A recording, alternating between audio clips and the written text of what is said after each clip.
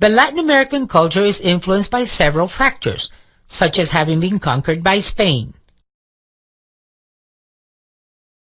When the Spanish soldiers came to Latin America, they came over as single men looking for fame and fortune.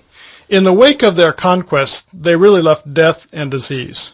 They also raped the local women, who were then left with mixed-blood children, so that the children grew up neither being fully Indian nor Spanish. This was driven home to me on a visit to Mexico City. I had the privilege of being guided by a woman who was an anthropologist on the tour of Mexico's Central Cathedral. When the official part of the tour was over, I was able to talk with her and get some deeper insights into the Mexican psyche, because the whole theme of the Spanish conquest plays itself out throughout Mexican culture, where the Spaniards, when they conquered the Aztecs, they actually tore down the Aztec temple, walked the very stones of that temple across the street, and built their Roman Catholic cathedral. So they used pagan stones in order to go across the street and build a Christian church.